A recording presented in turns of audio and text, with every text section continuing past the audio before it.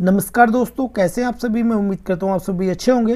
दोस्तों, आज इस वीडियो में मैं आपको बताने वाला हूँ useful life of assets as per Companies Act chart के बारे में। ये जो हमारा चार्ट है, ये हमारा कहाँ पर काम आता है, जब हम डेप्रिसिएशन चार्ट तैयार करते हैं एज पर कंपनीज एक्ट, तो हमें फिक्स्ड एसेट्स की यूजफुल लाइफ के बारे में पता होना चाहिए। तो जब हम कंपनीज एक्ट का डेप्रिसिएशन चार्ट तैयार करते हैं तो उसमें हमें ये यूजफुल लाइफ को उसमें लिखना होता है और उसके अकॉर्डिंग ही डेप्रिसिएशन चार्ट की कैलकुलेशन होती है। यदि आप इस चार्ट को डाउनलोड करना चाहते हैं तो लिंक मैंने डिस्क्रिप्शन में दिया हुआ है। तो दोस्तों, चलते हैं और वीडियो को स्टार्ट करते हैं। और वीडियो स्टार्ट करने से पहले यदि आपने मेरा यूट्यूब चैनल सब्सक्राइब नहीं किया है तो कर लीजिए ऐसे बेनिफिशियल वीडियोज़ के लिए। सबसे पहले हम बात करेंगे बिल्डिंग्स की। तो इसमें buildings other than factory building, RCC frame structure, ठीक है। तो यहाँ पर बात नहीं हो रही है फैक्ट्री बिल्डिंग की, यहाँ पर ओनली है बिल्डिंग्स आरसीसी फ्रेम स्ट्रक्चर। तो इसकी जो यूजफुल लाइफ है एसेट्स की वो होती है 60 ईयर्स। फिर उसके बाद buildings other than factory buildings other than RCC frame structure, यानी कि इसमें फैक्ट्री बिल्डिंग भी इंक्लूड नहीं है और आरसीसी फ्रेम स्ट्रक्चर भी इंक्लूड नहीं है बिल्डिंग में। और इसकी जो यूजफुल लाइफ होती है वो होती है 30 साल, ठीक है, 30 ईयर्स। अब उसके बाद फैक्ट्री बिल्डिंग, जो हमारी फैक्ट्री होती है उसकी जो बिल्डिंग होती है तो उसकी भी जो यूजफुल लाइफ है वो 30 ईयर्स होती है। कितनी? 30 ईयर्स। अब उसके बाद फेंसिस, वॉल्स, ट्यूब वॉल्स, तो उनकी useful life of assets 5 years होती है। अब उसके बाद others including temporary structure etc, ठीक है, तो इसमें हमारी 3 ईयर्स यूजफुल लाइफ होती है। तो अब इसके बाद ब्रिजेस, कवर्ट्स, बंडर्स ईटीसी, इसकी जो यूजफुल लाइफ होती है वो होती है 30 ईयर्स। तो अब हम बात करते हैं रोड्स की। तो कारपेटेड रोड्स आरसीसी, जिसकी यूजफुल लाइफ होती है 10 years. Carpeted roads other than RCC, ठीक है, आरसीसी को छोड़कर, तो उसकी यूजफुल लाइफ होती है 5 ईयर्स। और नॉन कारपेटेड रोड्स जो होते हैं उनकी 3 ईयर्स यूजफुल लाइफ होती है। अब आ जाते हैं हम प्लांट एंड मशीनरी पर। अब plant and machinery other than continuous process plant not covered under specific industries, जिसकी लाइफ होती है 15 ईयर्स। अब उसके बाद continuous process plant for which no special rate has been prescribed under below NESD, ठीक है, तो इसकी जो यूजफुल लाइफ है वो होती है 25 ईयर्स। तो अब इसके बाद है cinematograph films machinery used in the production and exhibitions of cinematograph films. तो जो हमारी मशीनरी होती हैं, ठीक है, जो यूज़ की जाती हैं किसमें? प्रोडक्शन में या एग्जीबिशंस में। और recording and reproducing equipments, developing machines, printing machines, editing machines and studio lights except bulbs, यानी कि जो हमारी सिनेमाटोग्राफ फिल्म्स होती हैं तो उसमें चाहे हमारा प्रोडक्शन की मशीन हो, एग्जीबिशन की हो या रिकॉर्डिंग की हो, तो इसकी जो यूजफुल लाइफ होती है वो होती है 13 ईयर्स। अब उसके बाद projecting equipment for exhibition of film, तो इसकी भी 30 ईयर्स ही यूजफुल लाइफ होती है। अब उसके बाद recuperative and regenerative glass melting furnaces, इसकी भी 13 ईयर्स यूजफुल लाइफ होती है। अब उसके बाद plant and machinery except direct fire glass melting furnaces, इसमें मोल्ड्स भी है, इसकी जो यूजफुल लाइफ होती है वो होती है 8 ईयर्स। तो अब इसके बाद फ्लोट ग्लास मेल्टिंग फर्नेसेस, तो इसकी होती है 10 ईयर्स। अब उसके बाद plant and machinery used in mines, ठीक है, जो खान होती है, and quarries, portable underground machine and earth moving machine used in open cast mining, जो माइनिंग में हमारी जो मशीन यूज़ होती है उसकी होती है यूजफुल लाइफ 8 ईयर्स। अब उसके बाद plant and machinery used in telecommunication, जो हमारी प्लांट एंड मशीनरी होती है और यूज होती है किसमें? टेली कम्युनिकेशन में। अब मैं उसके बारे में आपको बताने वाला हूँ। अब जैसे कि हमारे टावर्स हो गए, जो टावर्स हो गए उसकी जो यूजफुल लाइफ होती है 18 ईयर्स होती है। अब उसके बाद telecom, transreceivers, switching centres, transmissions and other network equipment, तो इसकी भी हमारी 13 ईयर्स यूजफुल लाइफ होती है। तो उसके बाद telecom ducts, cables and optical fibre, तो इसकी भी 18 ईयर्स यूजफुल लाइफ होती है। अब उसके बाद सैटेलाइट्स, तो इसकी भी हमारी 18 ईयर्स यूजफुल लाइफ होती है।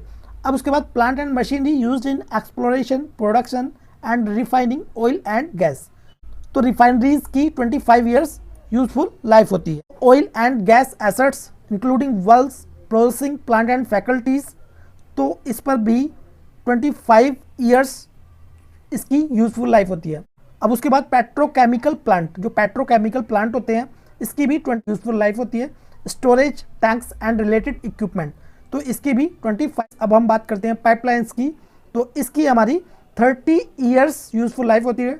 ड्रिलिंग रिग, तो इसकी भी 30 ईयर्स ही होती है।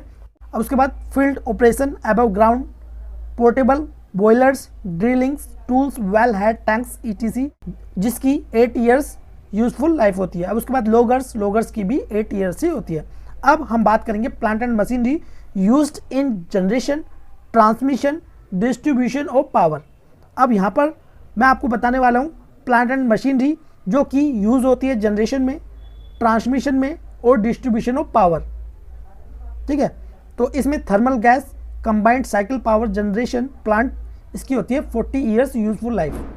अब उसके बाद हाइड्रो पावर जनरेशन प्लांट, इसकी भी 40 ईयर्स ही होती है। अब उसके बाद न्यूक्लियर पावर जनरेशन प्लांट, इसकी भी 40 होती है।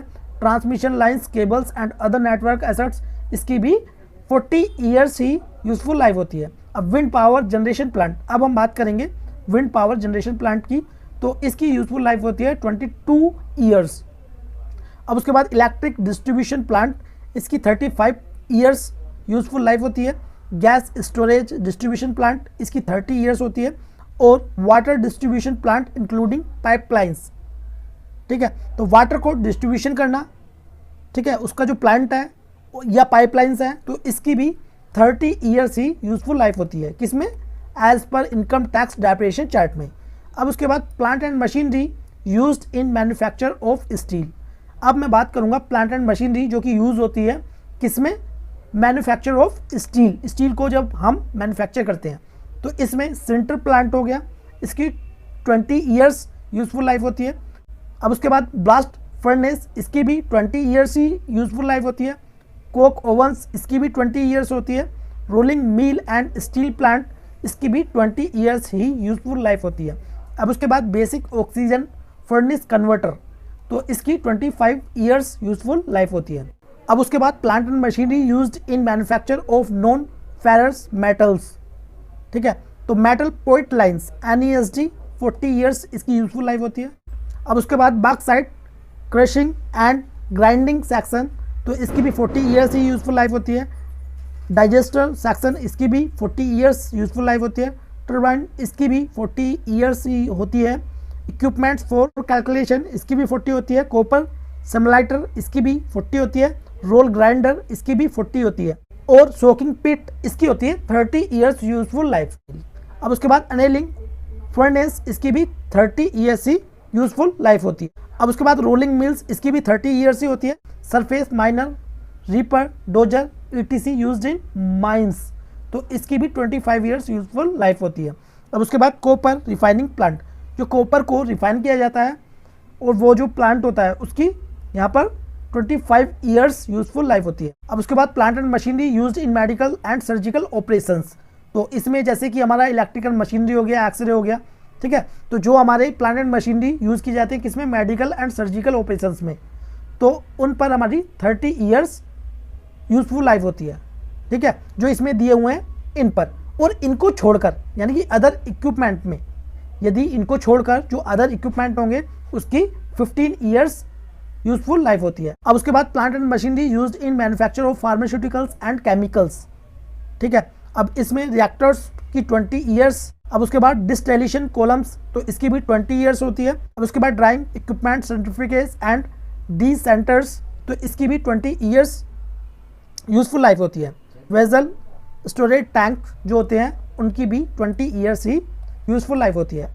अब उसके बाद plant and machinery used in civil constructions, तो इसमें जैसे कि concreting, crushing, piling equipments and road making equipment, तो उसकी 12 ईयर्स यूजफुल लाइफ होती है।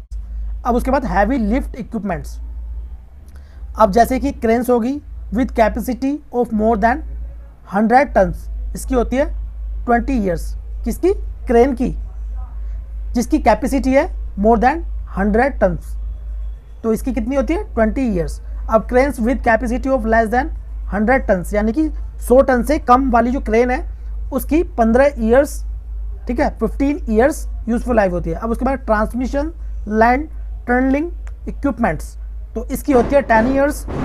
अर्थ मूविंग इक्विपमेंट्स, इसकी होती है 9 ईयर्स। अब उसके बाद others including material handling pipeline welding equipment, उसकी होती है 12 ईयर्स यूजफुल लाइफ। अब उसके बाद plant and machinery used in salt works, तो इसकी होती है 15 ईयर्स। मैंने आपको प्लांट एंड मशीनरी की यूजफुल लाइफ के बारे में बताया था। अब मैं आपको बताऊंगा फर्नीचर एंड फिटिंग्स की यूजफुल लाइफ के बारे में। अब जनरल फर्नीचर एंड फिटिंग्स, जो जनरल होते हैं हमारे फर्नीचर एंड फिटिंग्स, इसकी 10 ईयर्स यूजफुल लाइफ होती है।